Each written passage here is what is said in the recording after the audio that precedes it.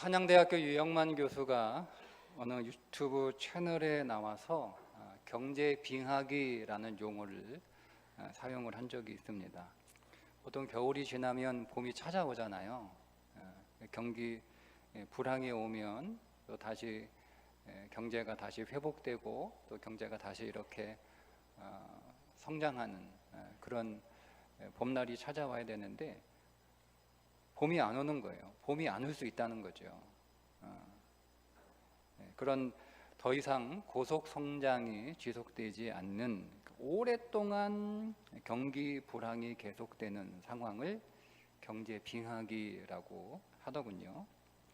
이 경제 빙하기가 찾아오면 너무 이렇게 예전처럼 너무 올라가려고 하고 어떤 목표를 세워서 그 목표를 달성하려고 하고 효율을 추구하고 성장을 추구하던 그런 이전의 경제 패러다임을 잠시 접고 경제 빙하기에는 이 내면의 성숙을 기하는 것이 경제 빙하기를 살아가는 사람들이 취해야 될 아주 중요한 본질이다, 이렇게 이야기를 합니다. 그러니까 이런 비유를 들더라고요. 여러분, 고속 겉절이는 가능하지만 고속 묵은지는 말이 안 되죠. 겉절이는 그냥 뭐 지금 밭에서 상추 열무 따다가 이렇게 막 대충 이렇게 버무리면 고속 겉절이잖아요. 고속 겉절이. 근데 묵은지는 시간이 필요하잖아요. 시간이. 뭐 오늘 냉장고에 집어넣어 내일 꺼낸다고 묵은지가 되는 것 아닌 것처럼 경제 빙하 같은 흉년이 찾아오게 되면 이제 모든 것들을 좀 잠시 내려놓고 그 내면을 돌아보는, 내면을 성숙시켜야 되는 그런 시간을 가질 필요가 있다. 그러니까 한마디로 여러분 이렇게 설명하면 될 것 같아요. 할 일이 없어지면 그 시간이 많아지잖아요. 할 일이 없어지니까 시간이 많아지면 뭐 하냐? 다른 데 시간 쓰지 말고 성숙해지는 일을 위해서 시간을 사용하라는 이야기입니다.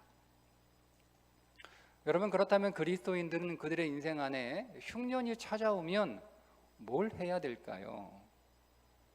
흉년이 찾아오면 우리는 뭘 해야 될까?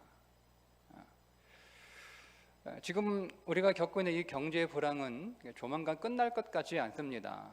아마도 교수의 말처럼 어쩌면 경제 빙하기를 우리가 겪어야 될지도 몰라요. 이런 경제 빙하기의 시대에, 즉 긴 이 흉년의 시대에 우리는 뭘 해야 될까? 성경에 나오는 많은 믿음의 사람들은 이런 흉년의 때에 뭘 하며 지냈을까? 그들은 무엇을 했을까? 그러니까 한번 그거를 찾아보면 우리가 이 긴 흉년의 시대에 뭘 해야 되는지를 찾아볼 수 있을 것 같습니다. 성경에 이런 흉년의 때에 믿음의 삶을 살았던 사람들이 등장하는데 그 가운데 한 명이 오늘 우리가 만나는 이삭이라고 하는 사람입니다. 이삭은 흉년의 때에 기도를 저장했습니다. 이삭이 흉년을 당하게 되죠. 그 흉년은 그냥 가끔 이렇게 비가 와야 되는데 비가 안 오는 정도의 흉년이 아니라 성경에 나와 있는 표현대로 하자면 아브라함 때 있었던 큰 흉년처럼 매우 절박하고 매우 힘들고 매우 어려운, 매우 고통스러운 흉년이라는 거예요. 그 흉년을 이삭도 겪어요. 그 이삭이 이제 그 흉년의 때에 어쩔 수 없이 흉년을 피하기 위하여 식구들을 다 데리고 애굽으로 내려갑니다. 애굽은 웬만해서는 흉년이 없거든요. 날강이 마르지 않기 때문에 웬만해서는 흉년이 없어요. 그러니까 그 애굽으로 식구들을 다 데리고 이렇게 내려가다가 그 애굽 바로 위에 붙어 있는 그랄이라고 하는 지역에 가게 되었을 때 하나님께서 멈춰라, 거기서 스톱, 이렇게 하시면서 약속의 땅을 떠나지 말라, 이렇게 말씀을 하세요. 흉년이더라도 약속의 땅을 떠나지 말라, 멈춰라. 그래서 그 그랄에 정착을 합니다. 그런데 여러분, 이삭은 유목민이잖아요. 양을 치는 유목민인데 그 유목민이 농사짓는 그랄 땅에 가서 정착해서 농사를 지었는데 글쎄 첫 해 100배나 되는 수확을 거뒀다는 거예요. 근데 거기서 끝나는 게 아니라 성경에 보면 그가 마침내 거부가 되었다, 큰 부자가 되었다, 창대하고 왕성하게 되었다라고까지 기록하고 있는데 그 비결이 뭘까라는 거죠. 어떻게 농사를 처음 지어본 사람이 100배의 수확을 얻으며 그 낯선 남의 땅에 가서 유목민이 그 땅에서 거부가 되고 창대하고 왕성하게 되었을까? 그 비결이 뭘까? 그 비결이 뭐냐면 바로 아버지가 파놓았던 우물이 그곳에 있었기 때문에 그렇습니다. 75년 전에 아버지 아브라함도 아버지의 인생에서 성경에 기록한 두 번의 흉년이 있죠. 창세기 12장에 나오고 있는 첫 번째 흉년, 그때는 애굽으로 내려갑니다. 그런데 20장에 보면 또 두 번째 흉년을 만나게 되는데 그때 역시 큰 흉년이에요.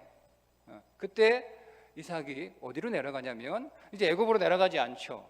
약속의 땅을 한번 떠났다가 크게 호되게 당했으니까 그랄로 내려갑니다. 그 그랄에 내려가서 거기서 아브라함이 우물을 파는 거예요. 근데 우물을 파놓으니까 이 그랄 왕 아비멜렉의 종들이 와서 자꾸 그 우물과 자꾸 시비를 걸고 다투는 거예요. 우물을 파면 빼앗아가고 우물을 파면 빼앗아가고 또 파면 빼앗아가기를 반복하는 거예요. 그래서 아브라함이 사실은 그 땅에서 어떤 소유권을 주장할 이유가 없는 거죠. 그 땅을 살 필요가 없는 거예요. 왜? 아브라함은 유목민이니까 언제든지 그 땅을 떠나야 되는 그런 삶을 살아가는 사람이기 때문에 굳이 그 땅을 돈 주고 살 필요가 없는 사람이에요. 근데 그 땅을 사버립니다. 그냥 아예 사버리는 거예요. 여러분, 아브라함이 그 땅을 살 때 꼭 그게 자기 자신만을 위해서 땅을 산 것만은 아닙니다. 아브라함이 그 땅을 샀던 이유는 자기도 살아있고 지금 자기와 계약을 맺었던 이 그랄 왕 아비멜렉, 사실 계약을 맺기 전에 그랄 왕이 와가지고 사정하는 거예요. 야, 우리 계약을 맺자, 우리 언약을 맺자, 약속하자. 우리 서로 잘 지내기로 약속하자. 너의 자녀들이 우리의 후손들과도 잘 지내겠다고 그렇게 약속해달라. 그렇게 약속하는 거예요. 그래, 약속하자. 내가 보장해 줄게. 내가 너 지켜줄게. 뭐 이렇게 약속만 하면 되는 건데 돈 주고 사버리거든요. 돈 주고 사버려요. 그 이유는 자기가 살아있거나 아비멜렉 이 왕이 살아있을 때는 문제가 되지 않지만 자기도 죽고 또 이 왕도 죽게 되면 또 우물 가지고 다툼이 생길 것이 뻔하기 때문에 아예 그냥 그 우물을 사버린 거예요. 자신만을 위해서 사는 것이 아니라 그의 후손들을 위해서, 그의 자손들을 위해서 그 우물을 사버린 겁니다. 그리고 75년 후에 이삭이 다시 흉년을 만나서 그 그랄 땅에 또 내려가는 거예요. 그랄이 목적지는 아니었지만 그 그랄에 정착할 수 있었던 이유가 뭐냐면 거기에 아버지가 파놓았던 우물, 아버지가 값을 지불해서 소유로 삼았던 아버지의 우물, 그러니까 아버지가 돌아가셨지만 그건 자기 거잖아요. 그 아버지 재산을 자기가 물려받았으니까 그 우물이 그곳에 있었기 때문에 그 그랄에 정착할 수가 있었던 거죠. 아버지가 파놓았던 기도의 샘물이 있었기 때문에. 그러니까 아버지가 그랄에서 했던 그 기도가 있었기 때문에 그 그랄에서 이삭이 시작할 수 있었던 겁니다. 왜 그랄을 기도라고 얘기를 하느냐? 여러분, 이 그랄이라고 하는 말이 그 어근이 까라르라고 하는 되새기다라고 하는 까라르를 어근으로 하고 있어요. 그래서 이 그랄은 멈추다, 정지하다 이런 뜻입니다. 그러니까 그 말이 맞죠? 지금 이삭의 가족을 데리고 애굽으로 이렇게 내려가다가 그랄에서 하나님이 스톱 하신 거예요. 그래서 그랄입니다. 멈춰라, 중지해라, 그랄인 거예요. 그런데 그 그랄의 어근이 뭐냐면 되새기다는 뜻입니다. 그러니까 이런 의미를 갖고 있죠. 흉년이기 때문에 이제 더 이상 일상대로 살아갈 수가 없는 거예요. 일상처럼 예전에 했던 그런 직장, 그런 사업, 그런 일을 할 수가 없는 거죠. 다 멈추는 거예요. 흉년이 되면 멈추고 일상을 정지하고 되새김, 즉 묵상, 기도하라는 겁니다. 여러분, 그래서 그랄은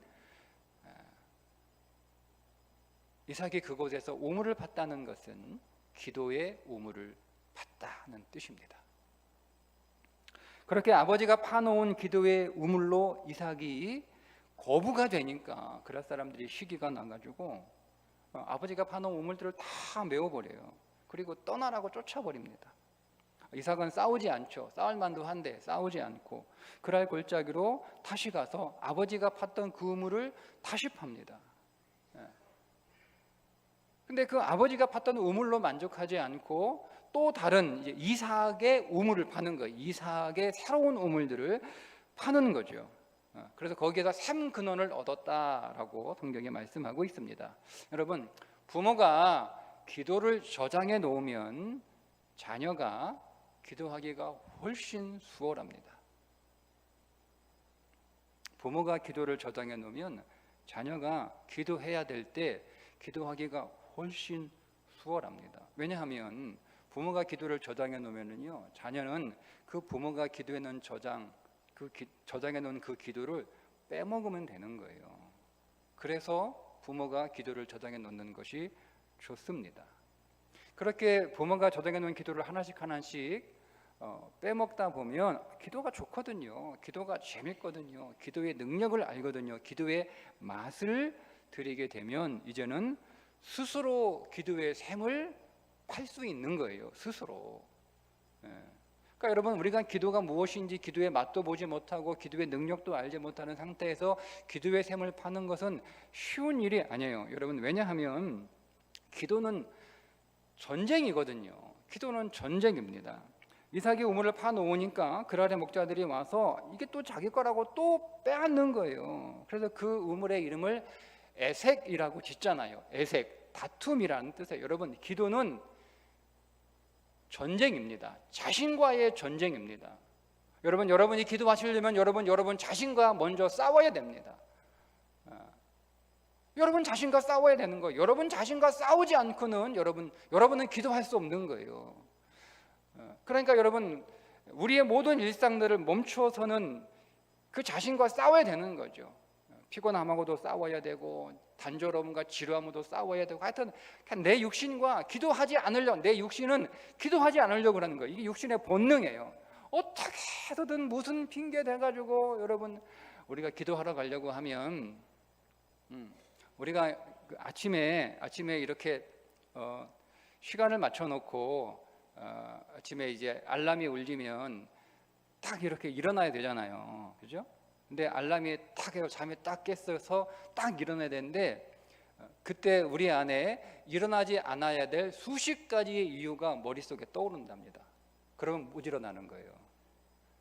그러니까 그런 이유가 우리 가운데 떠오르기 전에 1초 만에 일어나야 되는 거예요. 여러분, 우리가 기도하려고 하면 기도할 수 없는 수십 가지의 이유가 우리 마음에 계속 떠오릅니다. 여러분, 그것과 싸워야 되는 거예요. 그러니까 기도는 그 전쟁인 거예요. 근데 여러분, 그런 전쟁으로만 끝나는 게 아니에요. 그래서 다시 우물을 파죠. 또 찾아가서 또 빼앗아요. 또 빼앗아. 그때 그 우물의 이름을 신나라고 부릅니다. 신나. 이 신나의 어근이 사탄입니다. 그래서 여러분, 기도는 영적 전쟁이라는 거예요. 기도는 나 자신과의 싸움에서 이기면 그것으로 끝나는 게 아니라 그 뒤에 기도하는 사람에게는 더 큰 싸움이 있는데 그게 영적 전쟁이 있는 거예요. 우리가 여러분 더 깊은 기도로 들어가게 되면 더 이상 자신과 싸우지 않습니다. 그러나 영적 전쟁을 해야 되는 거예요. 그렇게 기도가 어렵단 말입니다. 그래서 다시 옮기죠. 다시 옮겨서 우물을 팠는데 거기서 또 샘 근원을 얻어요. 근데 거기에서는 더 이상 다투지 않죠. 승리하는 거예요. 그래서 그곳의 이름을 르호봇이라고 부릅니다. 넓어졌다, 확장됐다, 여유로워졌다, 넉넉해졌다는 뜻입니다. 그러니까 끝까지 포기하지 않고 자신과의 싸움에서도 기도를 포기하지 않고, 그리고 영적 전쟁에서도 기도를 포기하지 않고 끝까지 싸우는 치열한 이 전쟁을 하게 되자 결국 승리하게 되었다는 거예요. 결국 승리하게 되었다는 거예요. 여러분, 이렇게 어려워요, 기도가. 여러분, 그런데 이삭이 거기에서 멈추지 않죠. 이삭이요, 더 기도로 나아갑니다. 더 기도로 나아갑니다. 그 부엘세바로 올라가죠. 그리고 거기에서도 또 우물을 팝니다. 근데 부엘세바에서 팠던 이 우물은 자기를 위한 우물이 아니라 후손들을 위한 우물이었습니다. 그래서 부엘세바로 올라가는 거예요. 그곳에 아비멜렉이 또 찾아오죠. 아비멜렉은 사람 이름이 아니고 왕의 호칭입니다. 왕의 호칭. 우리가 태조, 태종 이런 것처럼. 그러니까 전임 아비멜렉처럼 똑같이 이삭을 찾아와서 언약을 맺자는 거예요. 자신의 전임자였던 아비멜렉이 아브라함과 언약을 맺었던 것처럼 자기와 이삭 사이에 그 맺었던 언약을 다시 재차 확인하고 동맹 관계의 언약을 확실하게 하기 위해서 찾아가죠. 여러분, 이것은 이삭의 입장에서도 이 우물의 소유권을 확실하게 해두는 의미가 있는 거예요. 마찬가지잖아요. 자기가 없고 사라지면 이 우물은 누구 거예요? 또 싸울 거 아니에요. 또 싸울 거 아니에요. 그러니까 자기도 아버지처럼 후손들을 위해서 기도를 저장해 놓은 거예요. 여러분, 이렇게 흉년의 때에 이삭은 기도하고 기도를 저장했습니다. 말씀드린 것처럼 지금 우리가 겪는 이 경제 불황은 어쩌면 우리가 생각하는 것보다 더 긴 터널일 수 있어요. 어쩌면 더 길고 더 심각할 수 있겠다.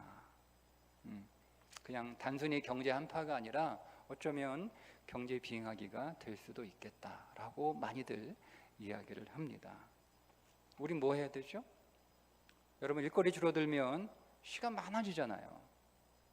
시간 많아지잖아요. 기도합시다라고 얘기하면 시간이 없어서 기도할 시간이 없어서 이렇게 여러분 많이 말씀하시는데, 여러분 이제 시간이 많아져요. 시간이 많아져요.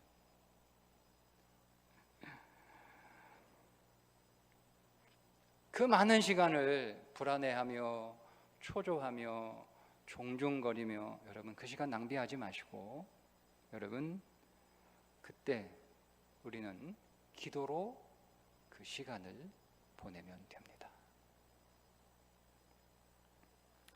애굽으로 내려가던 이삭에게 하나님께서 그 아래서 멈추라고 하신 것처럼, 여러분 흉년은 그동안 기도하지 않고 기도 없이 정신없이 육신으로 내 힘으로 살고 있었던 오늘 우리들에게 찾아온 멈춤의 시간입니다. 멈추는 거죠.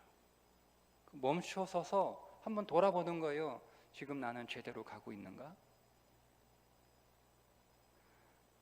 지금 혹시 내가 방향을 잃어버리고 있는 것은 아닌가? 내가 헛된 삶을 살고 있었던 것은 아닌가? 내가 하나님이 내게 주신 삶의 목적을 잃어버린 것은 아닌가?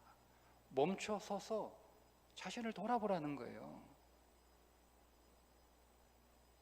그리고 그렇게 멈추어 서서 기도하라는 거죠. 기도하라는 멈춤입니다. 우물을 파라는 거예요. 여러분, 지금은 기도를 저장해야 될 때입니다. 지금은 기도를 저장해야 돼요. 내일을 위해서 우리는 기도를 저장해 놔야 돼요. 오늘 기도를 저장해 놔야 내일 쉽게 샘이 터지거든요. 여러분, 기도 안 하다가, 보통 기도 안 하는 사람들이 이제 급한 일 터지면 그제서야 기도하잖아요. 다 그렇게 기도하는 건 아니지만,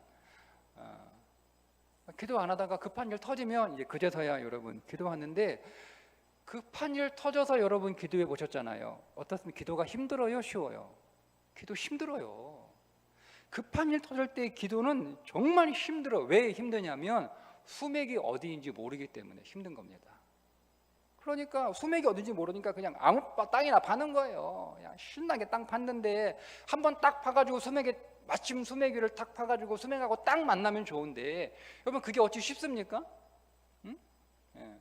그러니까 평상시에 기도 안 하는 사람은요 수맥이 어딘지 몰라요. 그러니까 뭐 신나게 열심히 고생하며 땅을 팠는데 아무리 파도 물이 안 나오는 거예요. 수맥이 아니니까. 여러분 보세요. 그 땅에서 수십 년 동안 살았던, 수백 년 동안 살았던 그랄 사람들도 찾지 못하던 그 수맥을 이삭이 어떻게 찾았을까요?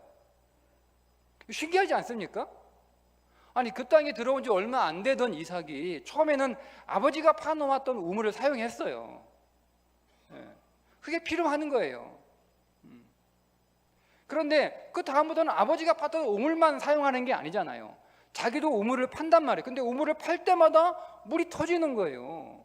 어떻게 이게 가능할까? 어떻게 이삭은, 그러니까 여러분 보세요. 그럴 사람들이 자기들이 뭐 파도 우물을 쉽게 얻을 수 있었으면 이삭이 팠던 우물을 빼앗을 리가 없어요.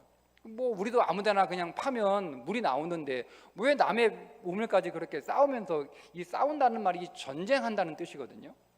그 전쟁을 불살만 그렇게 싸울 이유가 뭐가 있어요? 우리도 파면 되지. 그런데 이상하죠? 자기들은 아무리 파도 우물이 안 나오는데, 샘이 안 터지는데, 이삭은 좀 가만히 보니까 파는 족족 샘이 나오는 거예요. 그 이유가 무엇일까라는 거죠. 어떻게 이삭은 파면 파는 대로 거기에서 샘이 솟았을까 하는 거예요. 수맥이 어디인지를 알았기 때문에 그렇습니다. 그가 처음부터 안 것은 아니죠. 그가 처음에 그랄에 내려가서 그랄에 정착할 수 있던 이유는, 하나님이 멈추라고 했을 때 그 순종하며 멈출 수 있던 이유는 아버지가 이미 파놓은, 저장해 놓은 우물이 있었던 거예요. 처음에는 그 우물을 갖고 그가 살아갑니다. 그 우물을 갖고 살아가는 거예요. 오늘 우리의 자녀들이 부모가 저장해 놓은 그 우물을 갖고 세상에서 살아가는 거예요. 근데 그 우물을 갖고 살아가다가 그 우물을 통해서 이삭이요, 수맥이 어디 있는지를 깨닫게 되는 거예요. 부모의 기도로 살아갑니다. 처음에는 여러분 기도하지 않았던 자녀들이 무슨 기도하겠어요.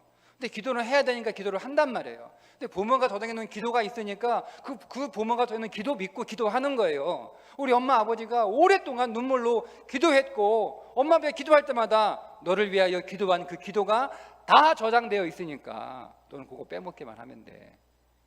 빼먹기만 하는데, 그러나 기도는 셀프니까 네가 빼먹어야 된다. 나는 저장을 많이 놓는 것밖에 할 수 없어요. 여러분, 부모들은 그거는 자기가 기도해야 빼먹는 거예요. 저도 저희 부모님이 해놓은 그 많은 기도에 저장된 것들을 저도 빼먹었어요. 근데 그것들을 빼먹으면서 기도가 무엇인지를 터득하는 거예요. 어떻게 기도해야 되는지. 그 기도를 배우는 거예요. 그 기도하면서 기도를 배우는 거예요. 그건 마치 뭐와 같냐면 기도의 수맥이 어디 있는지를 발견하는 거예요. 깨닫는 거예요. 그러니까 이제는 부모가 전에는 그 기도를 내가 다 먹어, 이제는 어떻게, 나도 이제 기도의 우물을 파야 될 거 아니에요. 그 기도의 우물을 나도 팝니다. 그런데 이제는 고생스럽지 않은 거예요. 왜? 수맥이 어디 있는지 아니까 기도가 힘들지 않은 거예요. 수맥이 어디 있는지 아니까, 여기에 수맥이 있구나, 이렇게 기도하면 되는구나 라고 알고 기도하면 기도가 힘들지 않아요. 왜요? 바로 물이 터지니까 기도가 힘들지 않죠. 여러분, 말씀드린 것은 기도는 싸움이란 말이에요. 싸움. 내가 뭐 지금은 그렇게 뭐 기도할 만한 일이 없어서 감사한데 언젠가 내 인생 안에 기도할 일이 터지면 그때 가서 기도하지. 그때 가서 기도하실 수 있는데요, 기도가 힘들어요. 아니 지금 당장 목말라 죽겠는데 지금 팍 팠을 때 물이 나와야 되는 거 아니에요? 근데 파긴 파는데 물이 안 나와. 수맥이 어딘지 모르니까 엉뚱한 데 파고 있는 거야. 그러니까 대부분의 많은 성도들이 급한 일 터져가지고 기도는 하기는 하는데 계속 땅만 파고 있으니까 기도해봐야 소용없다라고 하는 것을 계속 학습되는 거예요. 그러니까 기도하지 않아요. 왜냐하면 흉년이 항상 계속 가는 건 아니잖아요. 언젠가 흉년이 그치고 비는 다시 내리기 시작합니다. 여러분, 그래서 오늘 기도를 저장해 놓으셔야 되는 거예요. 여러분 내일을 위해서 오늘 기도를 저장해 놓으셔야 되는 거예요. 하나님이 오늘 우리에게 흉년을 주셔서 멈추라고 하시는 것은 기도하라고, 기도를 저장하라고, 멈추게 하신 거니까. 그리고 오늘 우리는 우리의 자녀들을 위해서 부모된 우리는 기도를 저장해 놓으셔야 됩니다. 여러분 자녀들을 위하여 얼마나 많은 기도를 저장해 놓으셨나요? 부모가 자녀에게 줄 수 있는 최고의 선물은, 최고의 유산은 엄청나게 큰 저장된 기도의 탱크입니다. 그거 물려주셔야죠. 그거 물려주셔야죠. 그보다 좋은 선물이 없어요. 그보다 좋은 선물이 없어요. 그보다 좋은 유산이 없어요. 여러분, 자식을 위한 부모의 사명은 죽는 그날까지 자녀를 위하여 기도하는 겁니다. 기도하는 겁니다. 우리가 믿음으로 볼 수 있어야 돼요. 지금 우리가 자녀를 위하여 기도할 때 그 기도가 당장 응답되지 않을 수 있고 그럴 수 있어요. 근데 여러분, 기도는 사라지지 않습니다. 절대 기도는 사라지지 않습니다. 기도는 저장됩니다. 기도는 여러분의 통장에 마치 저축하듯 기도가 차곡차곡 쌓이는 겁니다. 자녀에게 기도 통장을 만들어 주세요. 자녀에게 기도 통장을 만들어 주세요. 물려주세요. 물려주세요. 돈보다 더 좋아요. 그걸 물려주세요. 이제 시간이 많아지면 뭐 하시겠습니까? 여러분, 기도하십시오. 기도를 저장하십시오. 내일을 위해 기도하시고 여러분의 자손들을 위해 기도하십시오. 그래서 어떤 흉년이 찾아와도, 언제 흉년이 찾아와도 꺼내 쓸 수 있는 저장된 기도 창고가 여러분에게 있기를 주님의 이름으로 축복합니다.